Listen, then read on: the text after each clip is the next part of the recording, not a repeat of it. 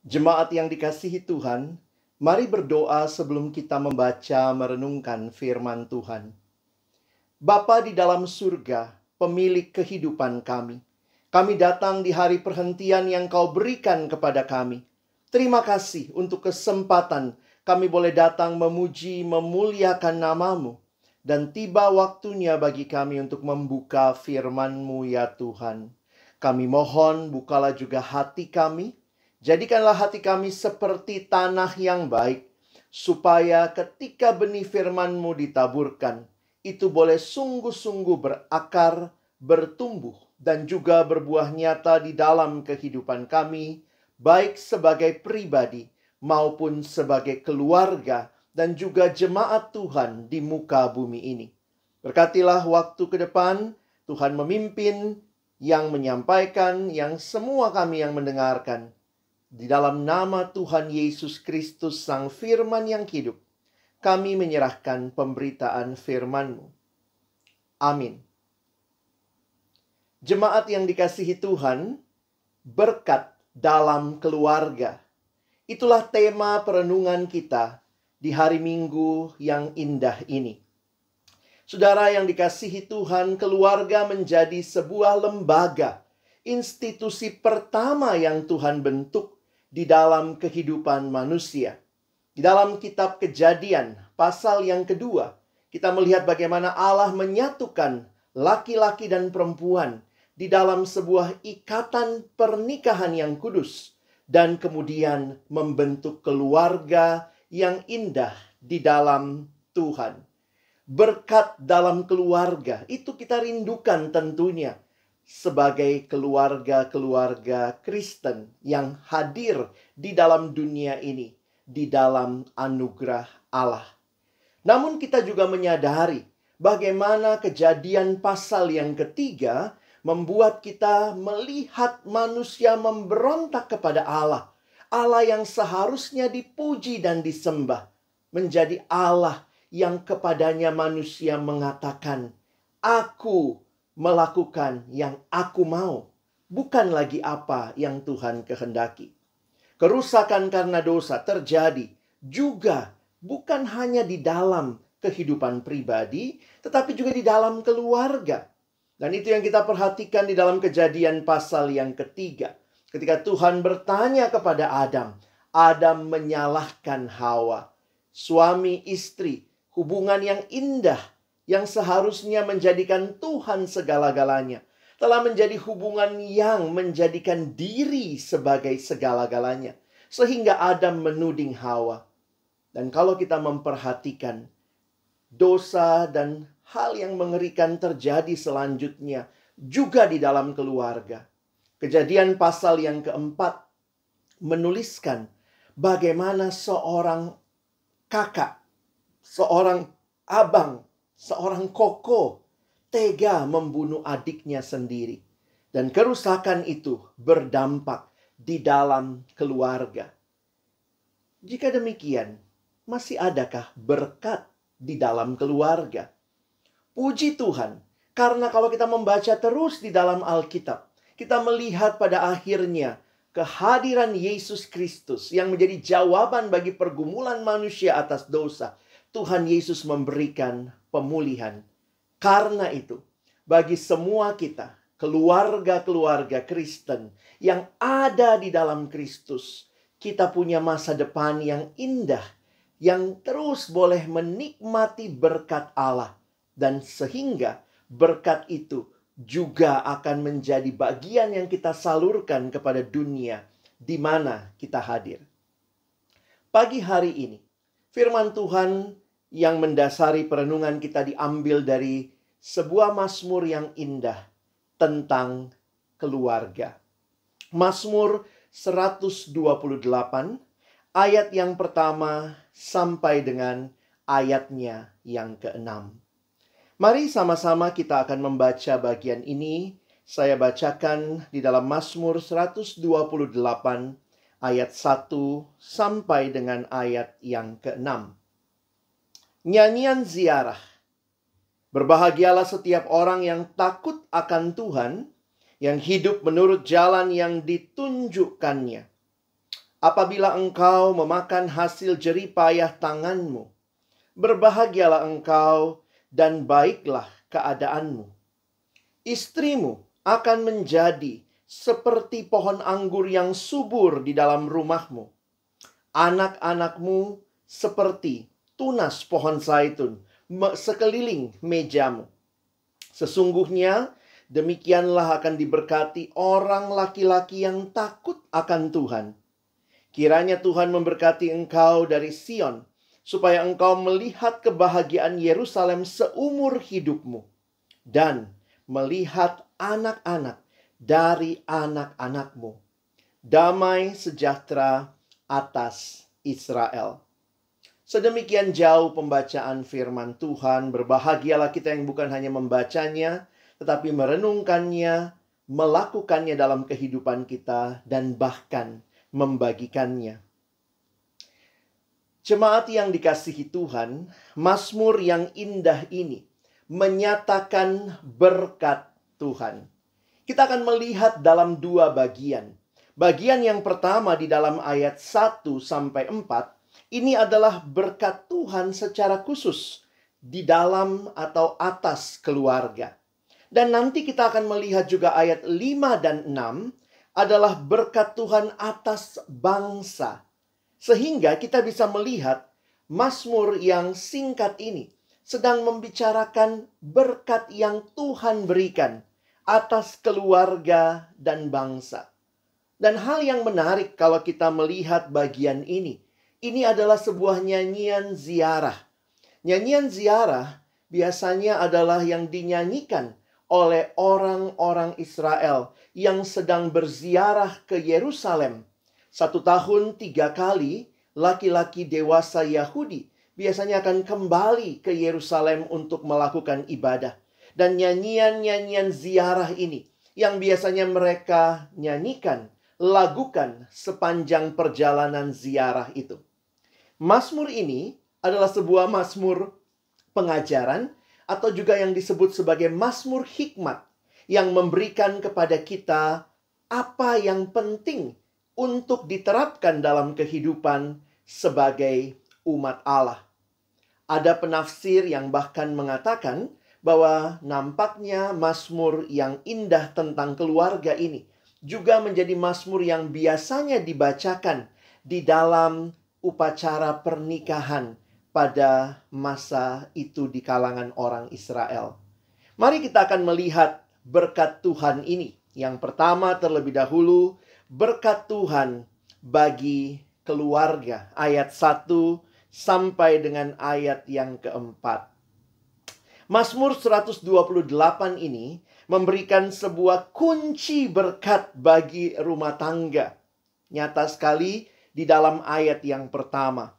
Berbahagialah setiap orang yang takut akan Tuhan, yang hidup menurut jalan yang ditunjukkannya. Perhatikan di dalam ayat yang keempat diulangi lagi. Sesungguhnya demikian akan diberkati orang laki-laki yang takut akan Tuhan. Jika kita memperhatikan bagian ini, maka jemaat yang dikasihi Tuhan, kunci berkat dalam keluarga adalah sebuah kehidupan yang takut akan Tuhan. Takut akan Tuhan bukan berarti ketakutan, tetapi berarti sebuah sikap hormat, sikap tunduk, sikap kagum kepada Tuhan. Sehingga ini menjadi sebuah sikap yang mempengaruhi kehidupan untuk tidak hidup seenaknya, untuk tidak hidup sembarangan. Tetapi orang yang takut akan Tuhan, orang yang menghormati Tuhan di dalam kehidupannya. Demikian juga keluarga-keluarga Kristen. Keluarga-keluarga yang diberkati, yang berbahagia adalah keluarga yang takut akan Tuhan. Apa artinya? Keluarga yang hidup menurut jalan yang Tuhan tunjukkan. Dengan kata lain, keluarga bahagia adalah keluarga yang hidupnya sesuai dengan prinsip-prinsip firman Tuhan dan yang menerapkan prinsip-prinsip itu di dalam kehidupan sehari-hari. Jemaat yang dikasihi Tuhan, betapa indahnya gambaran ini. Mari sama-sama kita mendoakan sambil kita merenungkan bagian demi bagian. Kita mendoakan agar kiranya di dalam keluarga kita juga Tuhan menggenapkan keindahan ini. Yang pertama di bagian ayat 2 dan 4 yang kita perhatikan adalah gambaran tentang suami. Jadi kita akan melihat bagian demi bagian dari keluarga yang diberkati Tuhan, keluarga yang takut akan Allah. Di dalam ayat 2 dan 4 ada janji berkat kepada suami. Apabila engkau memakan hasil jeripayahmu, berbahagialah engkau dan baiklah keadaanmu. Itu juga yang ditegaskan di ayat 4. Sesungguhnya demikianlah akan diberkati orang laki-laki yang takut akan Tuhan. Jadi orang yang takut akan Tuhan, suami yang takut akan Tuhan adalah orang yang hidup di dalam perjanjian berkat dengan Allah. Maksudnya, dia bukan hanya hidup sekadar dari apa yang dunia sediakan, tetapi pengakuannya adalah semua yang dia terima sumbernya dari Allah. Itu berkat yang disediakan oleh Bapa Surgawi. Bila Tuhan berkenan pada kehidupan seseorang karena ia mentaati firman-Nya, maka ia akan menerima upah sebagai imbalan dari jeripayahnya bekerja di kantor atau di perusahaan tertentu atau dari usaha yang dilakukan. Bukan hanya sekadar dari hal itu, tetapi ia justru akan menerima berkat dari Tuhan yang jauh melampaui apa yang dipikirkan oleh manusia atau melampaui apa yang sanggup dilakukan atau dicapai manusia. Itulah wujud kebaikan Tuhan yang dilimpahkan atas orang-orang yang takut akan Dia. Saudara, banyak kali untuk bapak-bapak yang mungkin dalam pekerjaan, di dalam bisnis, usaha, di dalam keseharian, seringkali berpikir, wah, kalau saya takut akan Tuhan, saya jujur nggak maju usaha. Kalau saya terlalu jujur nanti malah bukannya untung, tapi buntung. Sehingga banyak orang-orang yang melakukan kecurangan, banyak yang melakukan tipu-menipu, termasuk di dalam keseharian bisnis dan pekerjaan. Sekali lagi, mungkin karena ketakutan kepada masa depan, harus menjadi suami yang membiayai anak dan istri, sehingga berusaha untuk mencari semua yang dibutuhkan tanpa memikirkan apakah itu sesuai dengan firman Tuhan atau tidak. Bagian ini mau mengingatkan kepada kita, Tuhan sumber berkat. Dan berkat itu kita terima ketika kita hidup takut akan Tuhan.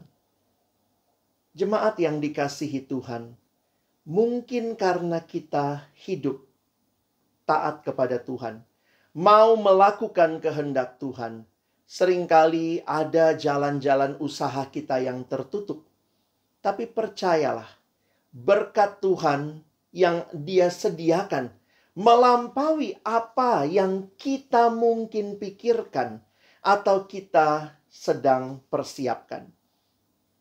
Saya bisa menyaksikan dari kehidupan, baik kehidupan saya dan keluarga sebagai anak yang dibesarkan dari kedua orang tua yang bekerja. Tentu tidak mudah ketika anak-anak harus kuliah.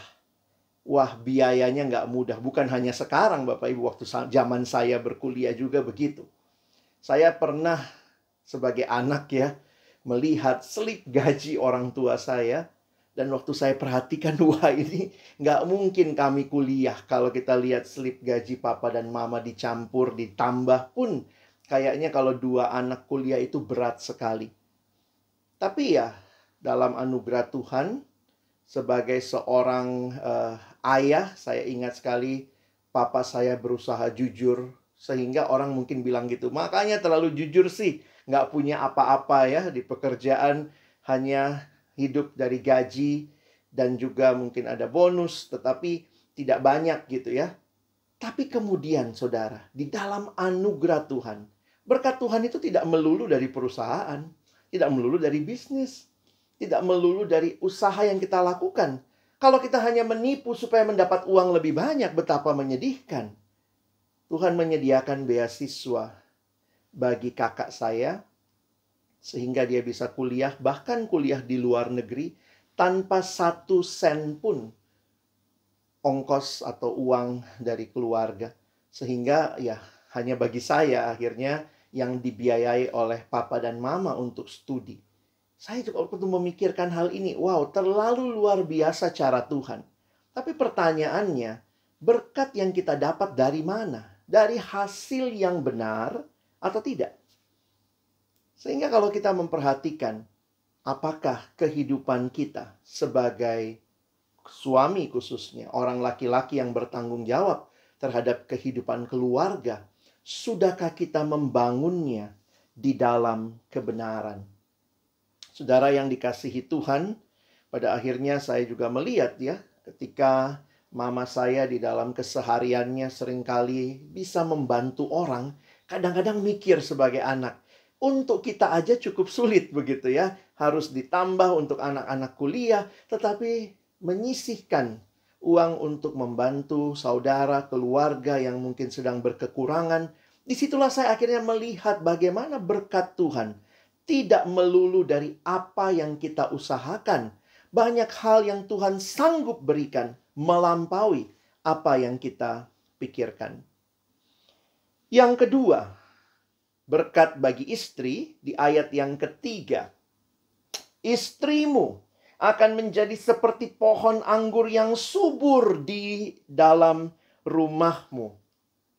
Anggur adalah gambaran sukacita pada masa itu, dan kebun anggur memang banyak di Israel.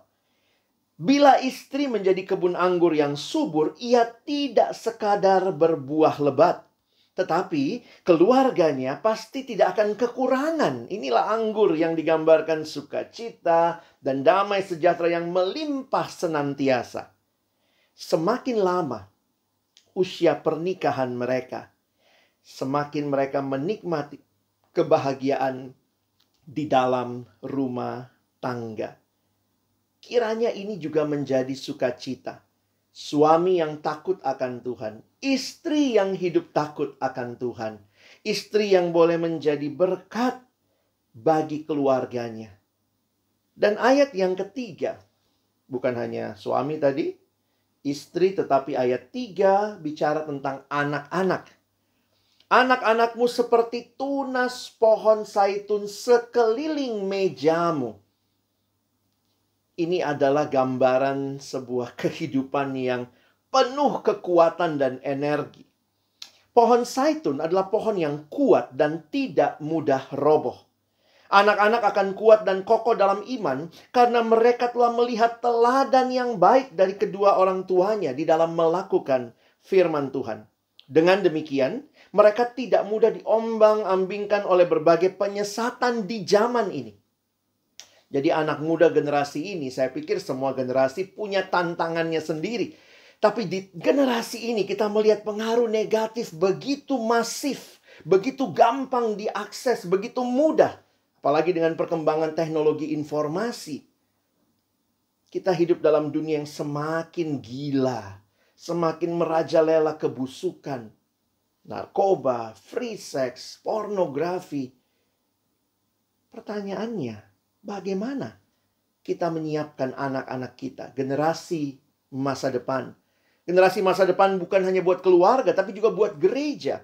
Maka perhatikan, takut akan Tuhan, mendidik mereka. Maka anak-anakmu seperti tunas pohon zaitun sekeliling mejamu, yang akan kokoh dan kuat, tidak mudah roboh di dalam tantangan pengaruh zaman ini. Jemaat yang dikasihi Tuhan, betapa indahnya gambaran berkat atas keluarga yang takut akan Tuhan. Suami yang akan menikmati berkat Tuhan yang memelihara hidupnya. Istri yang terus menjadi sukacita bagi keluarganya. dan juga tentunya bagi orang-orang di sekelilingnya. Dan anak-anak yang akan kokoh berdiri teguh di tengah segala tantangan.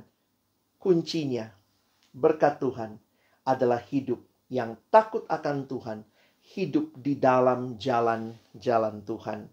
Di dalam Kristus, inilah relasi yang dibaharui.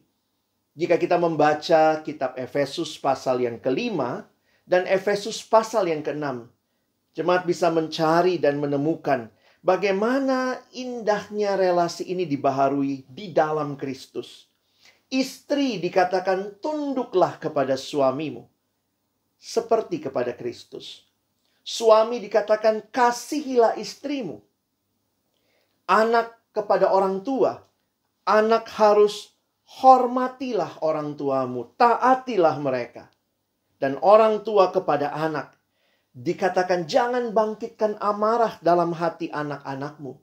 Dan tanggung jawabnya adalah didiklah anak-anakmu di dalam ajaran dan nasihat Tuhan. Inilah gambaran keluarga yang di dalam Kristus kita dibaharui. Saudara yang dikasihi Tuhan, memang tidak mudah karena seringkali hidup keluarga itu termasuk pergumulan yang sulit. Seorang dosen yang pernah saya ambil kelasnya, psikologi, mengatakan kalimat yang menarik. Bahwa orang yang mungkin menyakiti kita justru adalah orang yang dekat dengan kita. Begitu ya? Coba Bapak Ibu pikirkan misalnya 1 minggu ke belakang. Adakah Bapak Ibu yang disakiti oleh Presiden Amerika Serikat? Wah, misalnya begitu ya. Oh, terlalu jauh yang menyakiti kita, yang dekat dengan kita. Mungkin suami kita, istri kita, pasangan kita, anak-anak kita, orang tua kita. Jadi memang ketika hidup dekat dan berelasi, apalagi di tengah-tengah suasana pandemi, seringkali tinggal di rumah, banyak gesekan yang terjadi.